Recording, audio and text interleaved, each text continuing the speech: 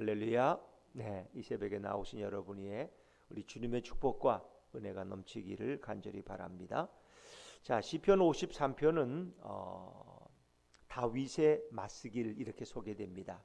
다윗이 지은 교훈적인 시다, 이런 의미죠. 그래서 다윗이 경험한 사건 속에서 하나님이 어떻게 역사하셨는가를 다윗이 기록한 시다. 우리는 이렇게 일반적으로 이해할 수가 있습니다.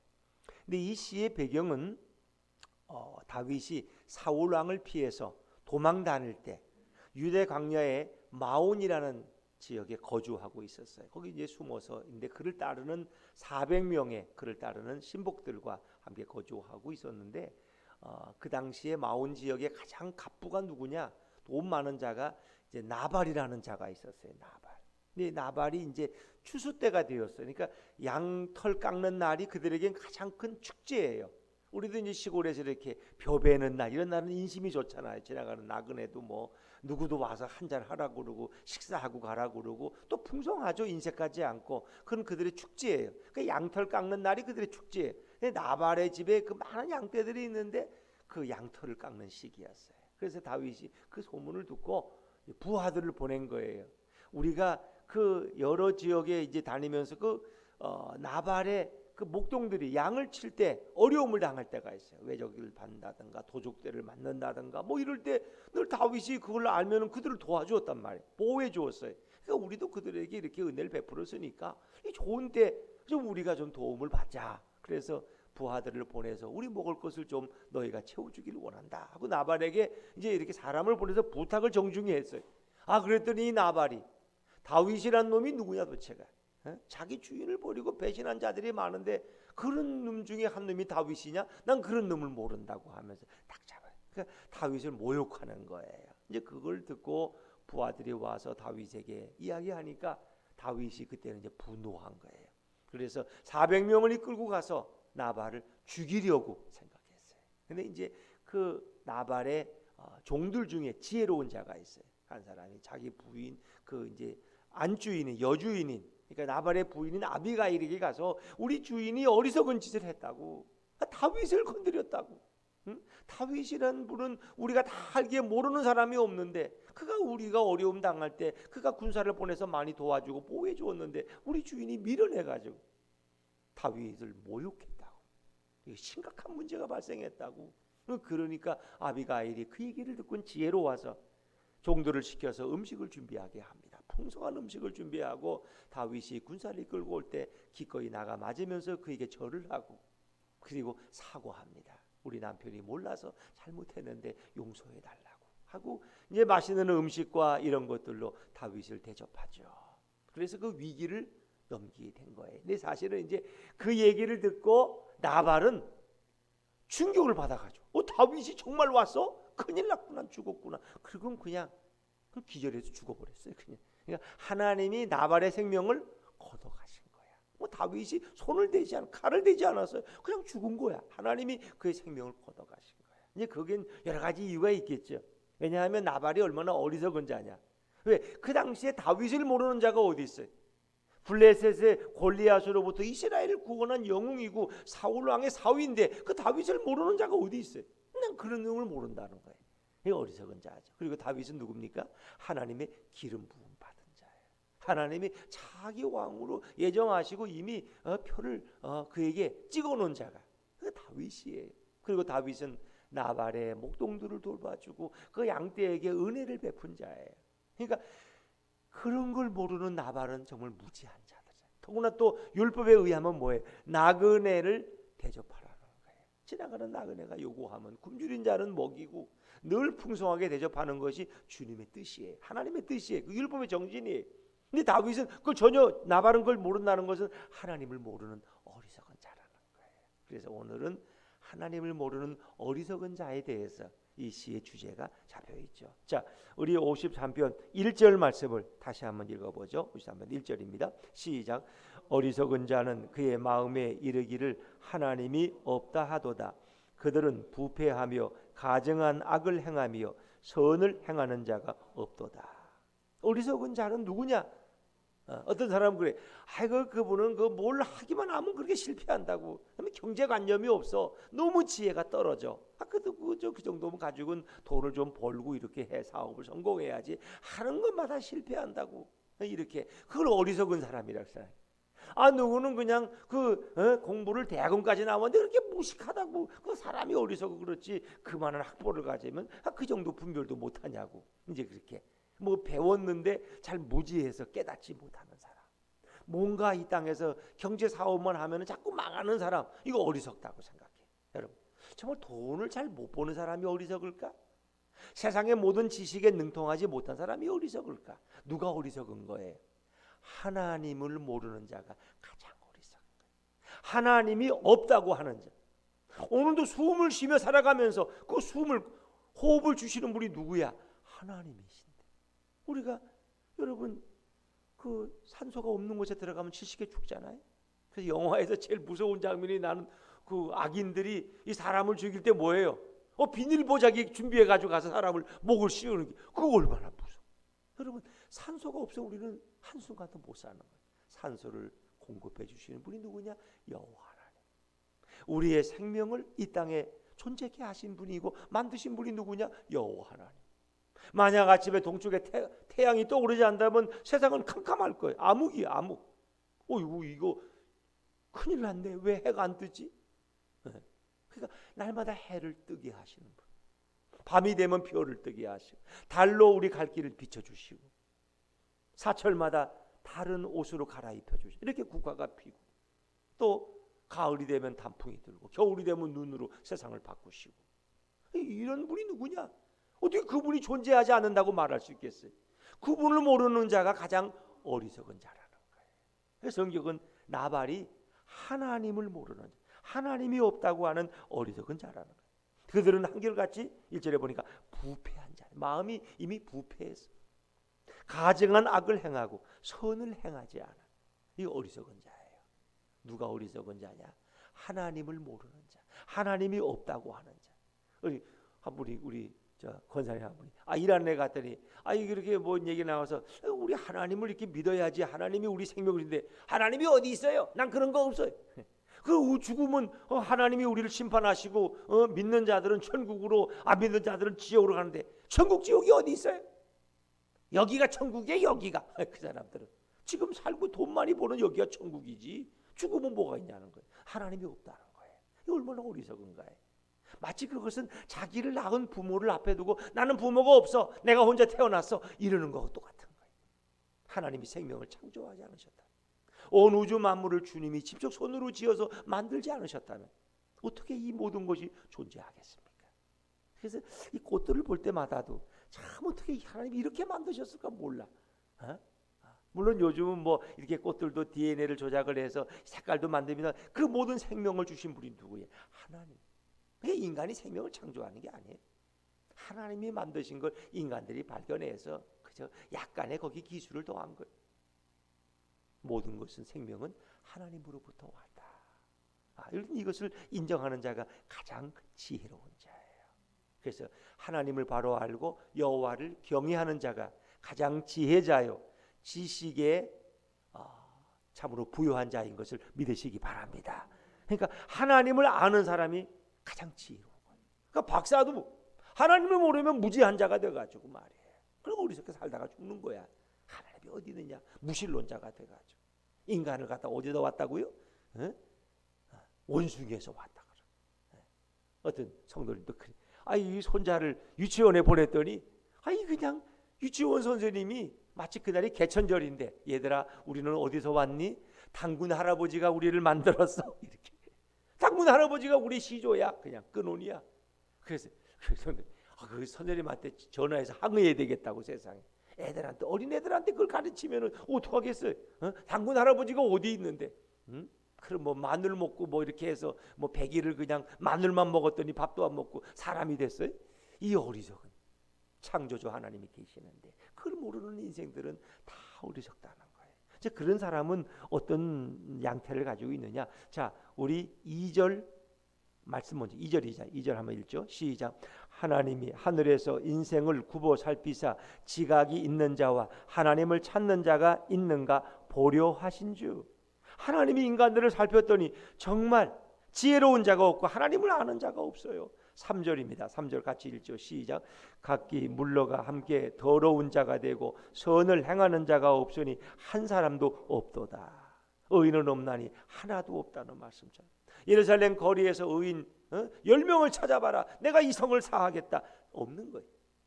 그러니까 하나님이 보실 때 우리 인간들은 함께 다 더러워지고 타락하고 진심으로 선을 행하는 자가 없고, 다 대선 후보들 나오면 얼마나 말이 그렇게 화려해. 그분들은 앉아서 그냥 우리 국민만 생각하는 사람들 같아. 그런데 결국 그분들이 뭘 원해? 자기 진영, 자기 사람들 채우고, 자기 따르는 사람들을 먹이는 게 그들의 목적이지. 뭔 국민은 무슨 국민이야. 상대 자기를 찍지 않은 사람들은 굶어 죽어도 상관없지. 사실은 속으로 말하면, 그러나 겉으로는 그렇게 표현 안 하지. 모든 국민을 그냥 늘 끌어안고 아주 고민하고 밤을 새며 기도하는 사람들 같아. 그러나 진심으로 선을 행하는 자가 없고, 진심으로 하나님을 향한 자가 없고, 다른 사람을 내 생명처럼 사랑하는 사람은 정말 없다는 거예요. 그래서 오늘 이 3절의 말씀 보니까 의인은 없나니 하나도 없다는 로마서의 말씀이 생각나지 않습니까? 진실로 하나님을 아는 자가 얼마나 되겠느냐. 그래서 호세아 6장 3절에 너희는 뭐예요? 여호와를 바로 하라는 거예요.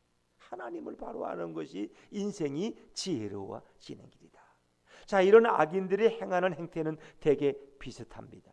자, 우리 4절 말씀을 먼저 읽죠. 4절입니다. 시작. 죄악을 행하는 자들은 무지하냐. 그들이 떡 먹듯이 내 백성을 먹으면서 하나님을 부르지 아니하는도다. 그런 하나님의 이름을 부르지 않아요. 구원의 이름을 부르지 않고, 떡 먹듯이 내 백성이라는 것은 의인들을 핍박하는 거예요. 의인들을. 악인들은 늘 의인들을 핍박했죠. 그들 어리석은 인생들이, 그들은 하나님을 경외하는 자들을 싫어해요. 그래서 악인들은, 무지한 자들은 하나님을 믿는 자들을 핍박하고 싫어하는 것이 근본이에요. 죄악을 행하는 자들은 한결같이 무지해서 떡 먹듯이 내 백성을 먹는다. 이것은 핍박한다는 뜻이고 괴롭힌다는 의미예요. 대부분 역사 속에 하나님을 모르는 자들이 백성들을 핍박했어요. 하나님의 백성들을 핍박하고. 그럼 보세요. 자, 헤롯 왕 같은 경우도 어떻습니까?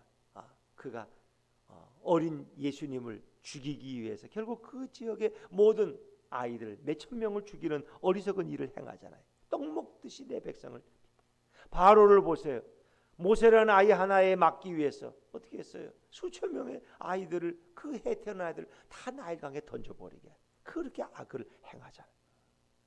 그것이 되게 악인들의 모습이에요. 떡 먹듯이 내 백성을 먹는다. 그게 결국 역사 속에 보면은 이 악인들이 행하는 일은 이 땅에 오시는 예수님을 오시는 길을 방해하기 위해서 결국은 그 다윗의 후손 가운데 오는 의인의 자손들을 죽이려고 애쓰죠. 모세를 죽이는 것도 마찬가지. 그것은 결국 사단이 예수님이 이 땅에 오시는 길을 막기 위해서 모세부터 죽이고자 하는 거예요. 헤롯 왕은 말할 것도 없고요. 그것이 모든 악인들의 행태다 하는 것입니다. 자, 거기서 끝나지 않습니다. 거기에는 반드시 하나님의 심판이 있습니다. 자, 5절입니다. 5절 말씀 같이 읽죠. 시작. 그들이 두려움이 없는 곳에서 크게 두려워하였으니 너를 대항하여 진친 그들의 뼈를 하나님이 흩으심이라. 하나님이 그들을 버리셨으므로 내가 그들에게 수치를 당하게 하였도다. 그들은 두려움이 없는 곳에서 크게 두려워한다. 두려움이 없는 곳에서. 그래서 악인들은 늘 두려움 속에 살아간다는 거예요. 그러니까 이제 제가 앞에서 설명한 나는 하나님이 없다, 천국 지옥이 어디 있느냐 하는 사람들일수록 두려움을 많이 느낀다는 거죠. 만약 천국과 지옥이 있으면 난 어디 갈까? 본인이 너무나 잘 아는 거죠. 늘 죽음에 대한 두려움, 죽는 게 두렵고, 죽음 후는 자기는 말은 끝이라고 하지만 그것이 얼마나 두려운 일인지 몰라. 죽음의 세계를 알지 못하니까. 어리석은 인생들이, 그들은 어린 아이들도 두려워하는 거예요. 그래서 그 어린 아이들을 이 땅에서 다 제거하려고 애쓰는 자들, 두려움이 없는 곳에서 그들은 크게 늘 두려움 속에 살아가는 자들, 어리석은 거죠. 결국 나발이 왜 죽습니까? 다윗이 왔다 그러니까 놀래가지고 죽는 거야. 그냥 스스로 죽는 거야. 하나님 그 생명을 걷어가는 거죠. 이미 다 화해했고 지혜로운 아비가일이 가서 다윗의 마음을 이렇게 온화하게 만들었지만 나발에겐 그것이 큰 충격이 되었다. 두려움이 없는 것을 두려워하는 자들, 이 어리석은 자. 그러니까 하나님을 믿는다는 게 이렇게 좋은 거예요. 우리가 뭘 두려워해요? 뭐 죽음을 두려워해요? 암 수술한다고 두려워해요? 돈이 좀 없다고 두려워해요? 왜? 그 모든 것은 예수님 한 분만으로 충분하다고 우리 고백한다면 세상에 두려운 게 없어. 뭐가 두려워요? 하나님이 하늘에 장막을 쳐주시는, 하나님이 그 백성을 굶기시는 법이 없는데, 하나님이 그들의 영원한 생명을 책임지시고 더 좋은 천국으로 인도하시는데 뭐가 두려워요? 그렇죠? 만약에 내게 죽음이 임박했다면 사도 바울의 고백처럼 난 할 수만 있으면 아버지 품에 빨리 가고 싶어. 그러나 아직 할 일이 있어서 하나님이 안 데려가시는 것뿐이야. 내가 할 수만 있으면 주님 나라에 빨리 가고 싶어. 왜? 그 나라가 너무 아름답고 너무 존귀하다는 걸 아니까. 우리가 이 땅에 살아가는 것은 아직 사명 때문에 살아가고 있는 거 아닙니까? 이 두려워할 필요가 없는 것을 두려워하는 어리석은, 이건 하나님을 모르는 자들이에요. 결국 그들은 어떻게 했어요? 너를 대항하여 진친 그들의 뼈를 하나님이 흩으심이라. 5절에 보니까 이 뼈를 흩는다는 것은 다시 살아날 수 없다는 거예요. 이게 사람이 죽었는데 그 뼈를 수습하지 않고 그냥 방치하는 것처럼 모욕적인 게 없어요. 그들은 결국 이렇게 비참하게 죽어간다는 거예요. 하나님이 그들을 버리셨다는 거예요.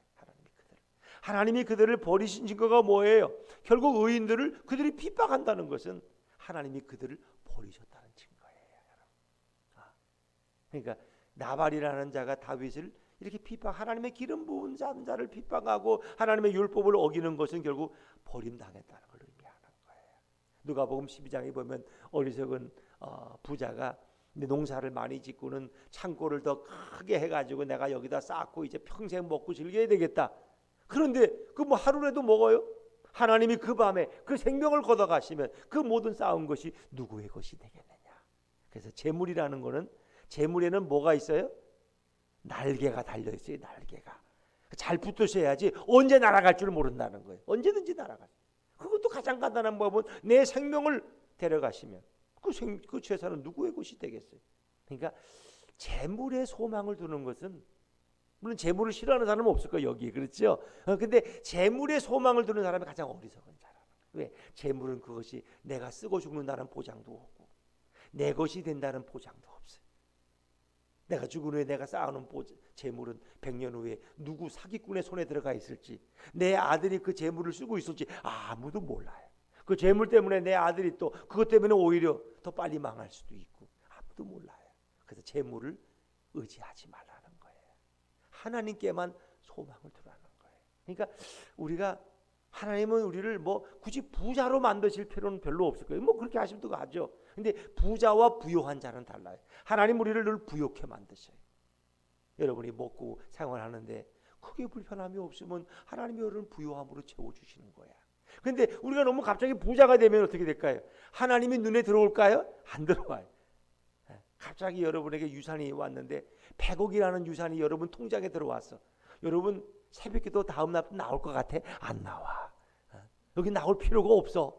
그 100억만 늘 생각하면서 100억이면 내가까지 교회 안 나가도 되지 뭐 하나님을 못 믿어. 100억이면 평생 먹고 살다가 사도 남을 텐데. 그 돈이 하나님과 우리 사이를 막아버려. 그 다음부터는 예수님 한 분으로 충분합니다. 뭐 예수님으로 충분해. 100억 정도는 돼야 충분하지. 그 생각이 내 뇌리를 떠나지 않는다. 그러니까 이 물질이라는 것은 거기에 마력이 있어요. 그래서 우리 영혼을 뺏어가는 거야. 그러니까 로또에 당첨된 사람들이 300억, 400억 벌면은 다 이렇게 저축하며 전략하며 적금 들고 이렇게 얼마나 좋아. 다 망하잖아요.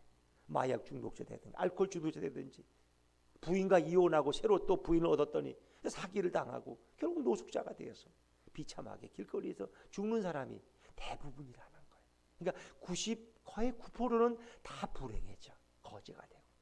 그 외 재산, 재물이라는 것은 이렇게 사단에 막아 끼어 있어서 거기에 소망을 두면은 결국 인간은 노예가 돼서 망하고 만다는 거예요. 근데 우리는 하나님께 소망을 두고 예수님께 소망을 두면 주님께서 우리의 필요를 따라서 충분히 공급하시고 채워주시고 인도해 주실 줄로 믿습니다.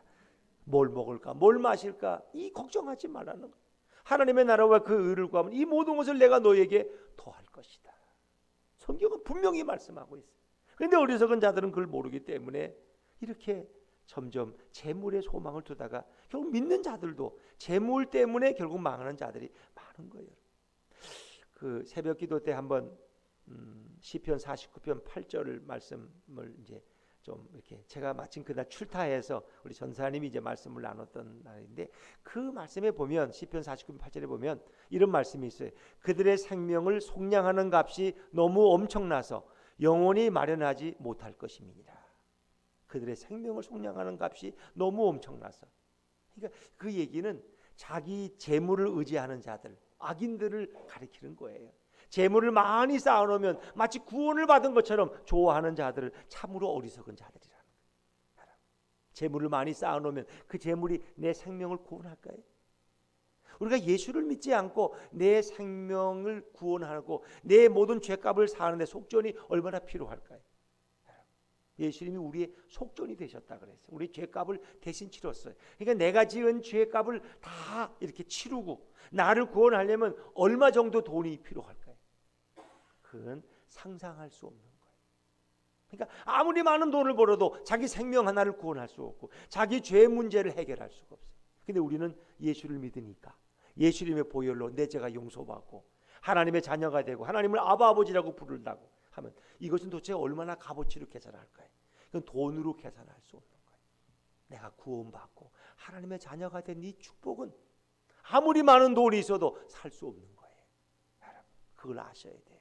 그러니까 어리석은 자들은 뭔가 자기 생명을 돈으로 살 수 있는 것처럼 해서 돈이면 최고야, 돈이면 대통령도 돼, 돈이면 부러운 게 없어 하지만 그것처럼 어리석은 게 어디 있느냐. 돈으로는 결국 아무것도 할 수 없더라는 거예요. 인간의 생명을 구원한 이 속전의 값어치라는 것은 우리가 상상할 수 없는 것 이상의 가치가 있다는 거예요. 내가 예수를 믿고 내 생명이 구원받고 죄가 용서받은 이것은 어떤 많은 재물로도 해결할 수 없는 값어치가 있다는 거예요. 그러니까 우리가 예수 믿고 구원받은 우리가 가장 부유한 자요 가장 부자인 줄로 믿으시기를 바랍니다. 세상에 뭐 이건희 회장이 뭐 몇백 조를 가지고 있으면 그가 구원받았겠어요? 예수를 믿지 않으면 그 많은 재산도 그의 생명을 구원할 수가 없는 거예요. 그러나 우리는 단돈 1억이 없어도 예수를 믿으니까 죄가 용서받고 구원받고 이 땅에서 하나님이 우리 갈 길을 부욕해 하시고 공급해 주시고 때때로 예수님이 동행해 주시고 영원한 천국이 우리에게 준비되어 있다는 것이, 이 땅에서도 그 주님이 주시는 천국을 경험하며 살다가 죽어서도 영원한 완성된 천국에 들어가서 예수님과 영원히 산다는 이 축복을 누가 얻을 수 있냐? 누가? 그런데 이걸 모르는 사람이 얼마나 어리석으냐. 서울대학을 나오면 뭐하고, SKY 대학을 나오면 되고, 명문 대기업에 들어가면 뭐하고, 하나님을 모르는데 하나님이 없다고 하는 자들이 가장 비참한 자. 그런 인생을 우리는 위해서 기도해야 되고 그런 인생을 주님은 불쌍히 여기시는 거예요. 자, 마지막 말씀 6절입니다. 6절 같이 읽죠. 시작. 시온에서 이스라엘을 구원하여 줄 자 누구인가? 하나님이 자기 백성의 포로된 것을 돌이키실 때에 야곱이 즐거워하며 이스라엘이 기뻐하리로다. 아멘. 결국 이스라엘을 구원하실 분이 누구냐? 그분이 바로 하나님이고 자기 백성의 포로된 것을 결국 돌이키실 때에 그 기쁨과 즐거움은 세상의 어떤 것과도 비교할 수 없다는 거예요.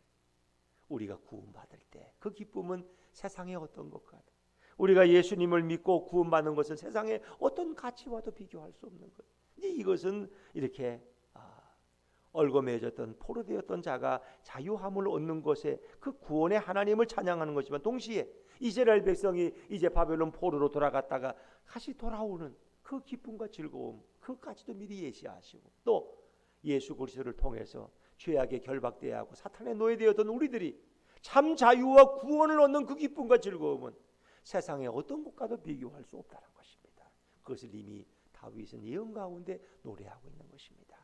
가장 지혜로운 자는 여호와를 깨닫고 여호와를 경외하는 자다. 하나님을 아는 자, 예수님을 바로 아는 자, 그가 가장 행복한 자입니다. 그런 알의 축복, 깨달음의 축복이 날마다 우리 삶에 넘치기를 주의 이름으로 축원합니다.